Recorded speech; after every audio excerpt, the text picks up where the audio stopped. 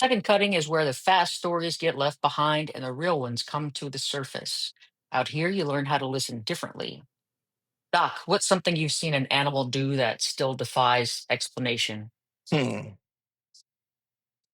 The look in some animals' eyes. I've seen that to where sometimes you can almost connect to where you think they know exactly what you're talking about.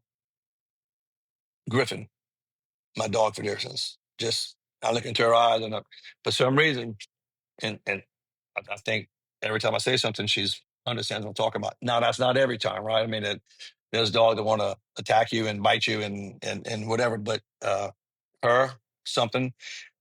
We got 6 horses here, probably.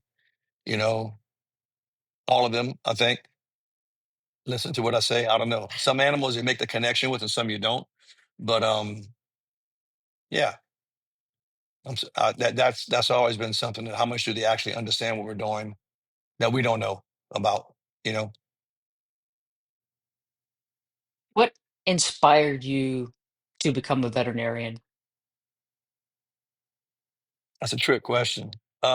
Actually, to be honest, nothing.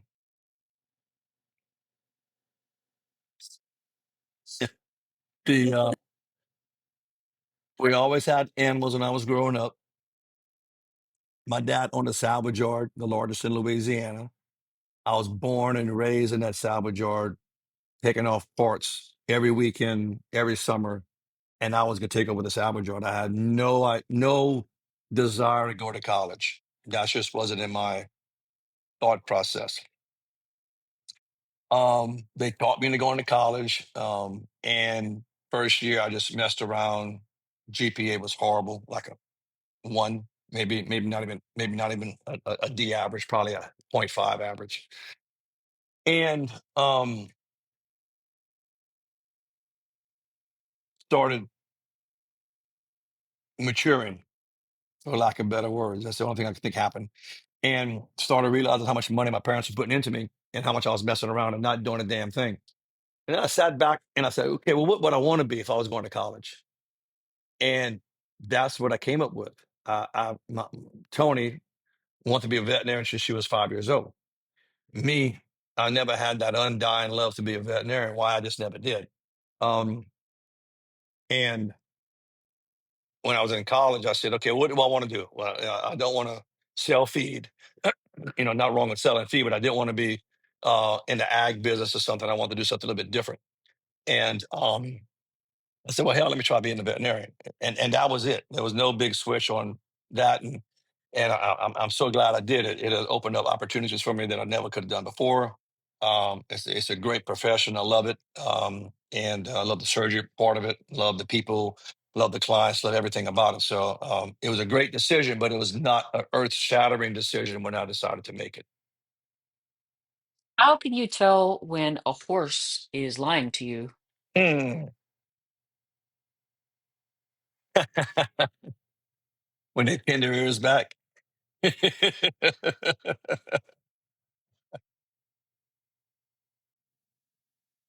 you ever had a moment when you thought, yeah, I might die doing this? Never thought to myself that I might die doing this before I did it. It was always after. I was like, wow, I could have died on that. All right, Doc, next question. Which animal has the best sense of humor? Man, best sense of humor.